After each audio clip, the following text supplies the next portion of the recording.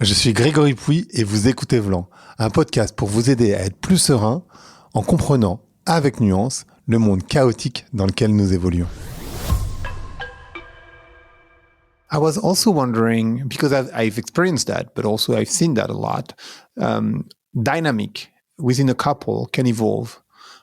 Which means that when you are a certain age, there's a dynamic that takes place. And then because you grow up and maybe because you worked on yourself with a therapist, an amazing one like you, like Esther, or maybe you can help. And you want to change that dynamic. But this is, I feel, maybe I'm wrong, but this is the hardest thing to do, like to change a dynamic within a couple. Well, it's very hard to order, isn't it? It's very hard to force people to change on our schedule, to say you must change. People do change, but they change generally when they want to and not under any kind of pressure. And this is the tragedy of so many relationships where, you know, someone needs to develop, but the other partner is firstly calling for that development so fast that it becomes impossible because they're saying, you shit-faced, you must develop. And if somebody's insulting you, you can't change because you're too scared. So we need encouragement, we need love, we need time to change. And sometimes there isn't an opportunity for this because we all have a limited time on the planet and maybe we don't have time for this. And so sometimes people do say to me, can people change? Yes, of course they can change. There wouldn't be psychotherapists if people couldn't change. Of course they can change. But can they change by tomorrow or on schedule or in the next 3 months? Probably not. And the more you ask them insistently or angrily, the less they're likely to be able to change. So this is why it's so difficult. And as you say, many couples do fall apart because one person is moving ahead faster. Someone once said, we tend to fall in love with people who are at the same level of emotional maturity as us intuitively. So we don't fall in love with people the same age as us. We fall in love with the same age at an emotional level of maturity. So, a 20-year-old can fall in love with a 40-year-old because they're actually the same age at an emotional maturity. Or two people can meet at 25 and then one person by 32 is at one place. In an inward sense, they're at 50, and in an inward sense, the other one has gone back to 8. There can be regression as well. So I'm exaggerating, but you see the point that emotional maturity is also measured in ages, and they have very little to do with chronological ages. And can we accelerate the process in the other? Or how can you, because you said you cannot force someone to change. So maybe you can say, go see Alain de Botton as a therapist and maybe try to accelerate, or maybe see a couple therapist you were talking about AI doing that, but. You're touching on a very vulnerable spot in me because, again, my optimistic side, which enables me to get out of bed in the morning, is that I really, really want to believe that words, discussion, podcasts, arguments, not fighting arguments, but arguments on a page, etc., can help people to develop. That's what motivates me and lots of other people like 100%. me. We believe in dialogue, but the bitter truth, which I think we also have to accept, is that dialogue won't always work, and it's part of emotional maturity to recognize that there are people that you can make the most amazing speech to. You can be as poetic as Racine, as intelligent as Freud, as sophisticated as I don't know what, and you will not get there. It doesn't matter. You can have the arguments of Shakespeare, the logic of Tolstoy. You won't make any progress because people are not only operating at an intellectual, rational level. You're dealing with an emotional mind. And trauma, what we might call trauma, shuts doors in people's minds. So that a so-called very intelligent person can be at an emotional level entirely closed and unable to absorb certain ideas, not because they're evil, not because whatever, but they just can't do it. And it is naive to suppose anything else. And some of the reason is just aesthetic. It's a visual problem. If you see somebody with very thin arms, you can go, they won't be able to pick up a javelin and throw it because you can see that they don't have the physique. The body. But we don't have such obvious external markers. And so we end up in a situation where we think, you're intelligent, you're nice, you're well-meaning, please understand something. And they go, no. I mean, or they don't even say no. They say, yes, I have understood it, or that's a strange thing, whatever, but they can't understand it. And it can take years for us to realize. And some of the most painful breakups that couples have to go through is when one person just has to go. This lovely person who I love in many ways, who's wonderful in many ways, they cannot understand something, even though they may want to. They can't get it. And so I, in order to save myself, have to leave them. I don't want to leave them. I will have to leave them because they don't understand. It's very disappointing. But I think we have to prepare ourselves when we go into love that we may be in such a situation. Before we go into breakups, because I also want to talk about that, I wanted to talk about sexuality. And you can be within a very loving couple, and yet the sexual desire is disappearing because it's been a long time. How can you increase, or I don't know, fire up the sexual desire? Or how do you keep up over time? Yes. I mean, look, others have said this. We mentioned Esther. Look, the way I see it is I think there is a real conflict between the desire to seem respectable, good, kind, mature, and the honest sharing of our sexual reality. There is a conflict between this. That sex is a strange force within us, which makes us want to do things that don't sit entirely normally with other parts of our lives. The respectable lawyer at night wants to be flogged. The responsible politician wants to shout insults at an intern. Or it's unusual. And the odd thing that can happen is that when we're in a relationship with someone, we need them a lot. We need them so much that we can't take a risk. We can't take a risk that they will think that we're perverted or strange or horrible, etc. So we have to hide more and more of ourselves in order to protect the connection with the person that we love. It's kind of ironic. But I mean, the irony is that sex would also help us to connect. But if we were really honest about our sexual desires, we risk losing some elements. And we're not wrong. I mean, it's sentimental to think, there's a happy ending and there's absolutely no conflict. There is a conflict. I mean, many people find that the thing that most excites them sexually is to go and sleep with somebody else. Well, how can you tell the person that you really love that you want to sleep with somebody else? They will get hurt. They will suffer. And, sometimes our modern world is too utopian in this. And all these things of polyamory and all of it. It's beautiful. It's lovely. Is it happy? I've come across personally too many situations where I've seen blood on the carpet. Terrible, terrible outcomes of this. Couples who go, we're going to do away with jealousy. Jealousy is a capitalist construction. It doesn't belong here. We're going to have as many partners as we like. We're all going to be happy. And what do you get? You get friends who call you up in the middle of the night going, I can't take this. I'm going crazy. I've ruined my life. Personal experience. And I'm a little bit fed up with it because I really... No, I fully agree. I had to hold a lot of hands on this one. So look, it may work for some people. If you're having a happy polyamorous arrangement, congratulations, fantastic, great. And don't write into this program and complain because you're having a nice time.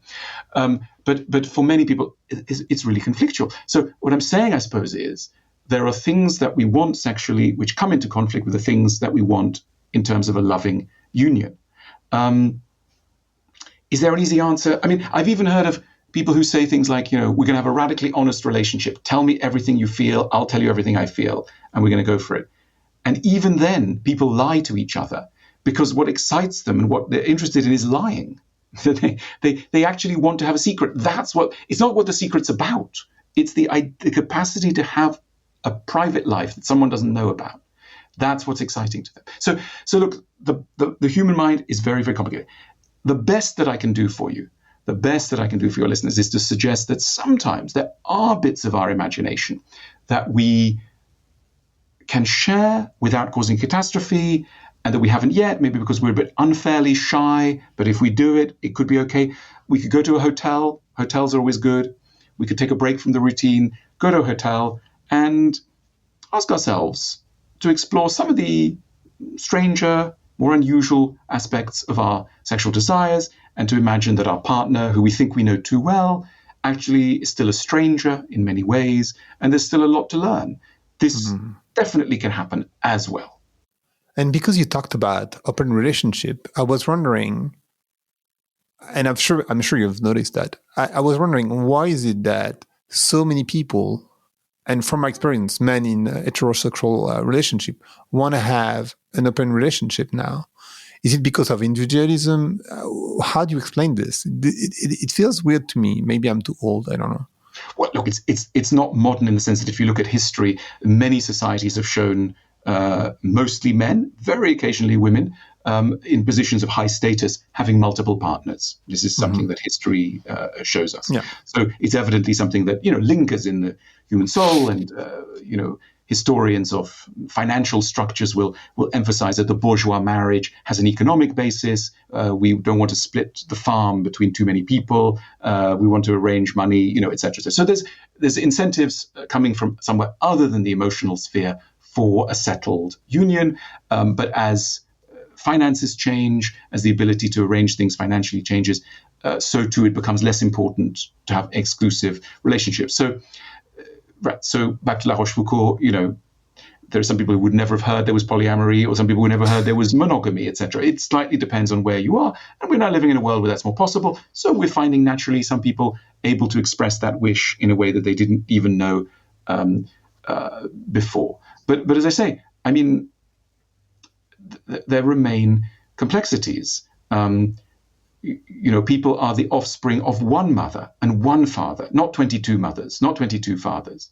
Again, from a Freudian point of view, this sets up challenges. You both want an exclusive relationship with one parent, and you want to get rid of the parent and and say, I don't care for mummy. Who cares about daddy? I want other people. It's a sign of independence. It's a sign of your maturity psychologically. It can be for some people. So this explains the yin and the yang of the one and the many, always. If I'm not mistaken, you've written that most love stories end too early. And I was wondering, how do you make sure that it doesn't happen? Is it about making efforts? Is it about understanding the other? I mean, we discussed that a little bit, but you also said earlier that sometimes, when the person is not at your stage of love maturity, you should probably leave. So I meant by ending love stories, most filmmakers, etc., that the moment that it's the end, it's when the couple comes together, when they finally totally. But you don't see them 20 years later still making the meal in the kitchen, etc., etc. You don't see them sending the children to school, etc. And that's partly an artistic problem. But I think the artistic problem then becomes a more general societal problem, because we fail to aestheticize the everyday. And because we haven't aestheticized the everyday, we can shun the everyday, we can condemn the everyday as not interesting. And, the classic novel in this is Madame Bovary. The problem with Madame Bovary is that she's reading the wrong books. She's reading books that tell her that her life is boring. If she had read a book, maybe written by Flaubert, that describes the beauty, the nobility, the dignity of an everyday life with a not ostensibly exciting person who nevertheless has a core of value that is very important, maybe she would be reconciled to her so-called ordinary circumstances. So in other words, if we're watching the films of Éric Rohmer, we can accept daily life because this is what this genius filmmaker shows us. He shows us the intricacy. He gives us patience for ordinary conversations. But if all we're watching is Gladiator 1, 2, 3, 4, and 10, then we want life to be on a heroic scale, and we come home and we say that you're a ridiculous person, you're not as beautiful as so-and-so, as strong as so-and-so, etc. So we need to be very careful what works of art we are taking in, because it will help us, it will guide what we think of as important. Actually, I've seen people want passionate love, and I've experienced it. That's how I've met Esther, actually. That was the context of it. And that was I don't know about bad experience, but I wouldn't recommend it. And yet people are looking for it very much. And yet that's also because of movies and all the imaginary around what love should look like. Mm. I mean, I guess I wonder what you mean by passionate love. I mean, I'm no enemy of passionate love. But let's think about what it means to be passionate. What I mean, really, what we mean is wonderful love plus, right? That's now we may associate that with people tearing off their clothes, pushing against the wall, they're unable to get through a meal without making love yet again. We have a very predominantly physical model of this. But let's imagine a psychologically passionate relationship where two people are longing to come together again at the end of the day so they can talk once again about their childhoods together. So they can once again read a text by Freud and discuss what it means to them and etc. That they are so excited to follow their evolution as emotional beings that they can't wait to discover yet again some aspects of their psychological makeup, etc. This can be passionate too. And, it can be great. So let's not be cynical about passion, but let's ask, what do we mean that we're passionate for? And maybe less about getting naked, well, that's kind of interesting as well, but more about getting psychologically naked, which I think is the true adventure. And I think that never gets boring. Never. Mm. And I was wondering then, going into breakups, why those deep love can actually become strangers at some point. And is that a healthy thing to have a former lover become a stranger? I mean, look, heartbreak is awful. I mean, we sometimes it seems almost silly and there are songs and et cetera, and it can seem something a little bit, I don't know what, adolescent or whatever, but it's a very serious condition. I mean, some people kill themselves because their partner's left. And it is like losing a person to death. It is a kind of death. If you have loved someone and they have been part of your life, maybe for a long time, 1 year, 2 years, 5 years, 20 years, and that person leaves, that person says, I'm sorry, I'm going, I don't feel the feeling anymore. This is one of the most awful things that can happen to a human being. It is devastating. It will take you months, perhaps years, perhaps you will never overcome it. It is an enormous thing. So let's not minimize it. It's a very serious topic. Many of the people who need the greatest psychological help are precisely people who have lost someone. It's very, very, very, very difficult. It gets more difficult the more we don't understand why. Why did the person leave? There are rules for leaving people. There are better and worse ways to do it. You mean like a text on WhatsApp? Well, it doesn't matter the technological medium. It's more, have you explained it to the person? Can they understand it? It could be on WhatsApp. It's not the WhatsApp that's the problem. You can explain something very well on WhatsApp, but is there a proper explanation? Can they understand it? Because I think doubt, that feeling of maybe they're coming back, maybe they're not, maybe they still love me, maybe they don't. This is agony. Sometimes it helps to say it's like the difference between someone who loses a child and they find the body versus someone who loses a child and they never know where they went. They don't know where the body's gone. That is always terrible to lose a child, but it's even worse when you don't know what happened to the person that you've lost. And there's a version of this that happens in relationships where we literally, the person says, I really love you, I don't know, but I'm going. Really? Why are you going if you love me? And on in the middle of the night, it goes on and on. It's a nightmare. Please, if anyone's listening, do not do this to anyone else. It's not a good thing. And also, we have responsibilities towards people. I mean, it's not fair to fall in love with someone, have them in your life, know that they want a child, realize you don't want a child with them, know that they're 35, 36, 37, 38, 39, and you're still there. Get out. I mean, don't do this to someone. Or that they're getting older, they're 50, 60, 70, and you're still around, but actually you want to leave. Well, don't hang around. it's always fascinating, isn't it? How you do something a bit wrong with a car. You drive, at 25 kilometers an hour in a zone, and immediately you have a fine, the police, there's a CCTV camera, etc., etc. And in love, yes, if you hit someone physically, if so there are certain moments when, the law will get involved, public opinion will care. But a lot of situations, no one cares. You can do anything you like. You can be in somebody's life for 20 years. They think that they're a family, you're a family, etc. And then one day to the next, you simply say, I'm so sorry. I do apologize. I've fallen in love with somebody else. Goodbye. And that person just goes. Now, sometimes we can't prevent these things, but let's try and observe some of the rules of human decency as we try and maneuver. If you know that someone's not right for you, don't wait around in the hope that someone better will come along, but you'll only shift when they do. Leave now, leave now. Don't keep 2 people or 3 people running, and don't. There are ordinary rules. We don't need to say them, but we don't need to believe in karma to know that what you've done may come back to you, or if it doesn't come back to you, it'll come back to somewhere. There's we do live in societies, so let's try and be kind. I thank you for that. I fully agree. But is it healthy that this person become a stranger after a while? Or look, it may. I mean, if somebody impacts us a lot, they will always be with us, always with us. They won't disappear from our lives, our hearts.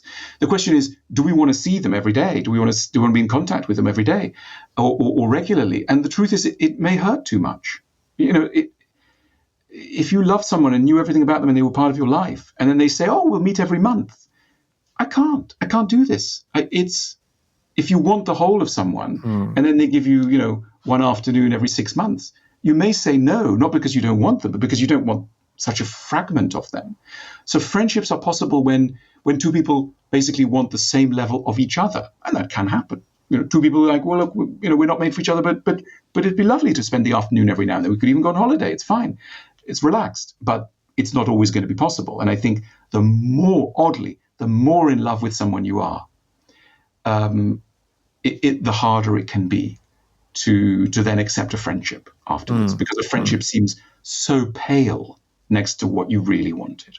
So the best setup for friendship is ironically when you didn't love that much, when two people didn't love that much. 2 people were just, a little bit in love. And after all, one can be a little bit in love. Absolutely. It's not a paradox.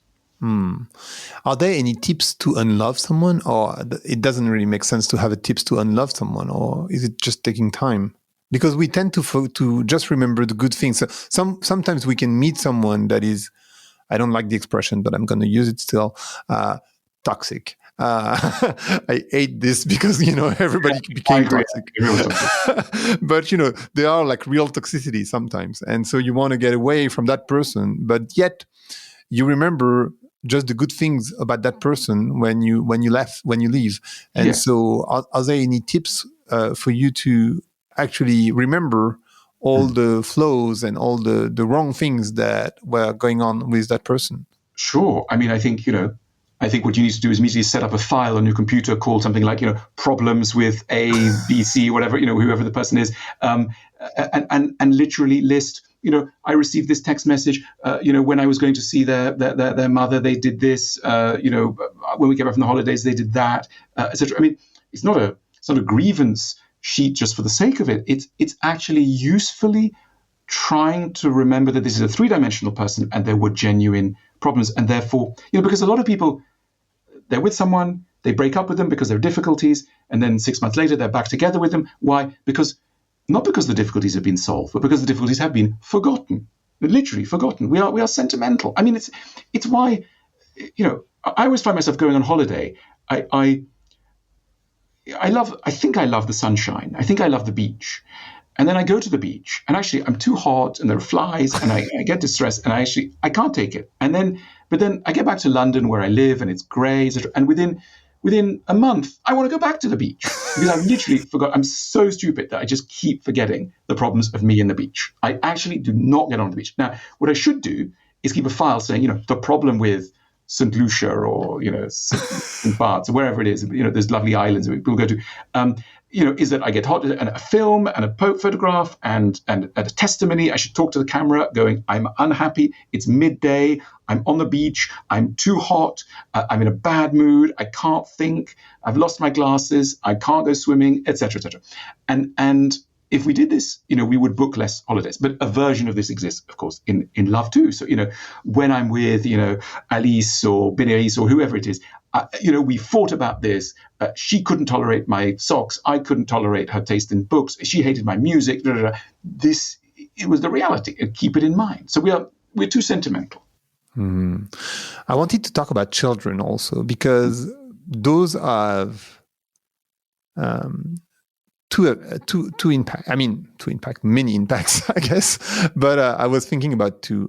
First is the separation between, sorry, I'm focusing on heterosexual couples, but between the man and the woman, it happens quite a lot. And also sometimes on the opposite side, you stay together for the children. You know what I mean? And I was wondering if you have any advice for young parents, how do you overcome this situation of being separated as a couple somehow because of the child? I think you have to accept that there is a tragic structure to this, that there is a loss. There is a loss. There is a gain. You have a child. There is a loss. Your relationship will suffer.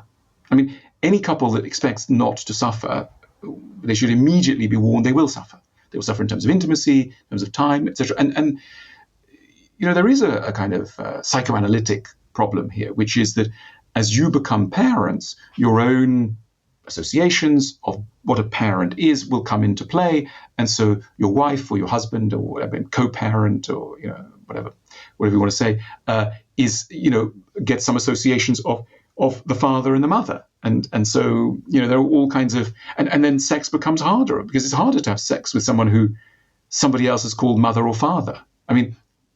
Partly because there is this unconscious wish in the Freudian sense to have sex with a mother or father.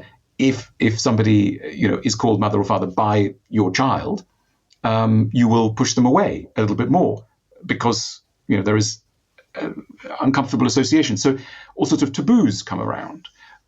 So yes, it's very complicated, and couples need to know this.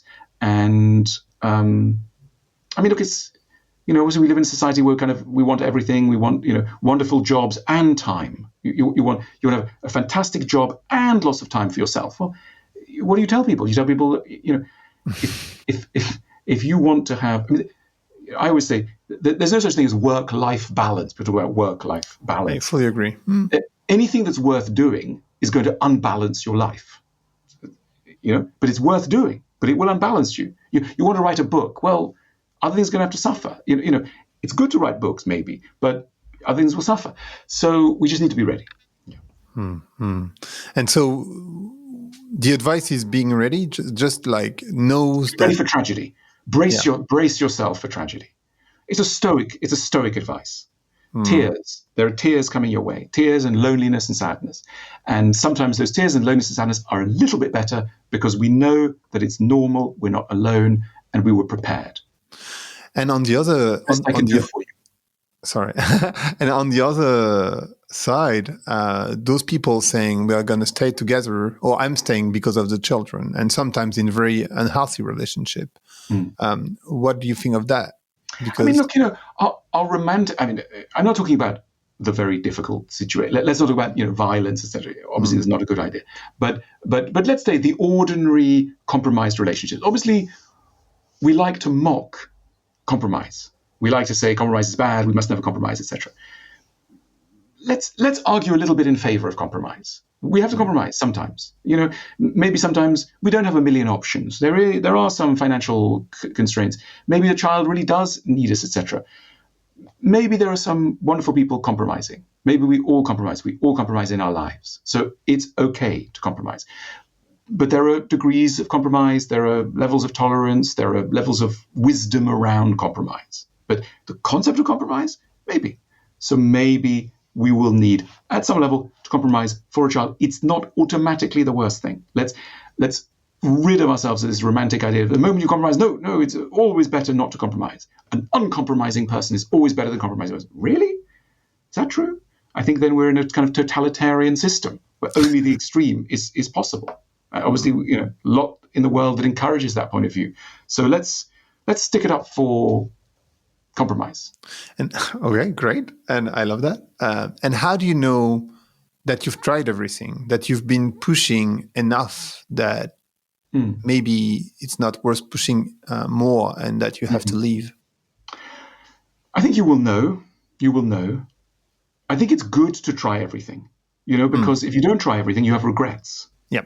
The advantage of staying a little bit longer than you might in a relationship, maybe you spend 6 months longer going to relationship therapy, having discussions, trying, and your friends are going, oh my God, just leave.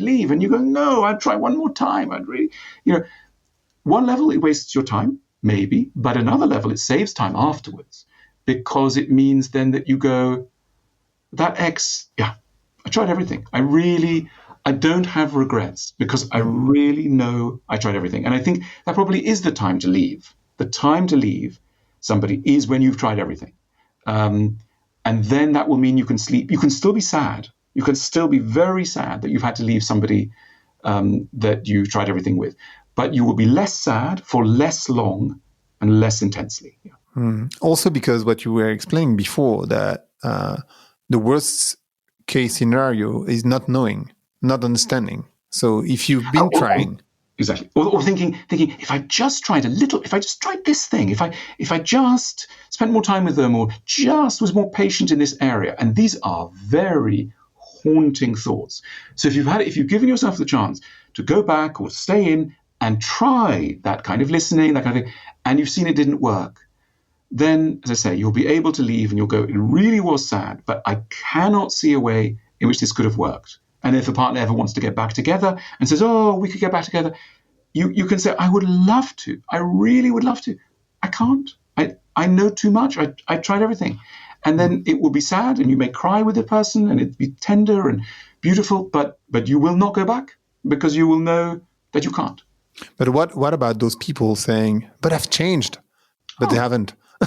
That situation where people say, yeah, I've changed, and they'll do some efforts during, a few months and then, go back to their flows because they haven't changed. Well, that's very complicated. I mean, I think we need to be very skeptical. Have they really changed? Mm-hmm. Maybe we want to, look at many, many situations, but sometimes we may feel, there's enough here. I've got enough time. They're worth it. They're worth me taking a risk on seeing if they've changed or not. But other times we think, I can't, because if this went wrong again, the waste of time, the tears, the heartbreak, again, I cannot do this. So even if they changed, I can't take the risk that they haven't. So that's something we need to discuss with ourselves. And what about you've talked a little bit about that. What about cheating in our modern society? We were talking about open relationship, but not everyone is an open relationship, hopefully. But there is cheating going on. How do you deal with that? I mean, I know the American way would be to say the truth, when I guess the Latin way is probably not. But can you pardon your partner for cheating, and how do you do that? Look, I certainly don't subscribe to the view that there is one response to cheating and only one, which is to, throw the lover out. Which is something you hear about. I think you want to listen to why cheating happened, and there are definitely versions of cheating that ironically are to do with wanting to be connected with your partner. You want to be connected with your partner. You love your partner. They, for whatever reason, are not connecting to you. And what you then do in response is to cheat with somebody else. Not because you love somebody else, but because you actually want to connect to your primary partner but cannot. So there's then a sort of irony if the partner you've cheated on then turns around and says, right, well, get out then. And the real thing you want to say to them is, I don't want to get out. Actually, I want to do the opposite of get out. I want to get in. I want to get properly in with you. That's why I cheated. That's a very, very complicated message. But if you're able to do that, and if it's rare. But if that is able to happen, then that can be very beautiful and a real chance for growth. So, we need some nuance here for sure.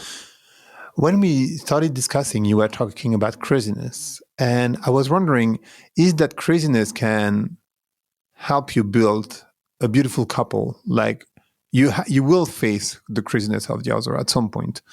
And hopefully, not too boring. But it means that, but I was wondering, how can it help you building a beautiful relationship even after that, meaning that craziness? It all has to do with the attitude towards the craziness. Now, you see, what we call craziness could be really seen as a vulnerability. I mean, let's imagine somebody who has a porn addiction, right? So their craziness is they cannot stop looking at pornography all the time.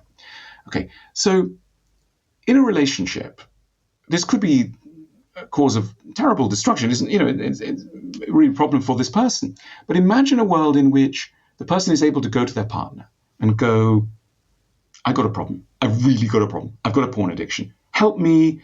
I don't know what to do about it. I think it's got to do with the X, Y, or Z. I can't face my work. I've got some debts, and I just am drawn to the internet for this. And help me, right? It could be a conduit to greater intimacy, to greater closeness. It's like, I'm going to help you. This is going to be our problem. We're going to walk around it together, etc. Imagine somebody who comes to their partner and says, I have a problem with sex. I get frightened of sex. During sex, I feel invaded. I feel traumatized by sex. Can you help me? This can be strangely more intimate than sex. It can be more intimate than sex to say I've got a problem with sex. So it's not so much the nature of the craziness, it's how it's handled. Can your emotional problem guide you to share it and discuss it with a partner so that it becomes a route to growth, kindness, mutual compassion? And it definitely can be. Definitely. What is the one question that people never ask you about love and that you think is like vital or super important to understand? I don't know. What do they never ask me? I just don't know. I mean, look, many of the things, I've not many people have said to me, the Oedipus complex, what is it? And how does it apply to love? Or sexual perversion, the exhibitionism, what is its relationship to ordinary relationships? No one's ever asked me that question. So I've been telling you some of the things that I've been longing to tell anyone. Anyway, I've been answering it. I'm very glad. And we started, your first answer was about society. And I was wondering, how do you think society should evolve to make sure that we improve the quality of our relationships? Is it just because of the imaginary in movies and shows or on songs? I think we need to take a historic view that we've gone from arranged marriages, very short expectations, low expectations, very short lifespans, to a romantic view, which is very high expectations, but very little technique behind the expectations. And now we're moving towards the beginnings of a psychological age when we understand the contribution of therapy and the therapeutic to helping us to understand the role of the past and of childhood in the evolution of adult relationships. So there's a history that we've been following. And I think that we need to keep building on the therapeutic insights. We need to keep developing what we know of relationships. But there's really only one way through it, which is through intelligence, through emotional intelligence. We're going to need to love more and more as emotionally intelligent beings. I think this is the future for us. Can we be over-therapeutized? No, we can only be wrongly therapeutized. and that we can be. It's like, can we think too much? No, we can't think too much. We can think wrongly, but we can't think too much. Okay. So I think that's what people mean when they say, you can have too much therapy. It's really, my friend went to therapy and they're still an idiot. That's what they're trying to tell you. And that can happen, both because because therapy is not a medicine that you swallow. It's a two-way mutual process, and it can go wrong. And also, many therapists are terrible. They are terrible. It has to be said. There are a lot of people. Therapy is a good therapist is an amazing thing. A good therapist is like a great writer, a great painter. There are many people who paint, only a few who really paint well. There are many people who go cycling, only a few top cyclists. Same thing with therapy. How do you know that you are facing a good therapist? You have to try them out. I mean, you have to. It's really very, very individual.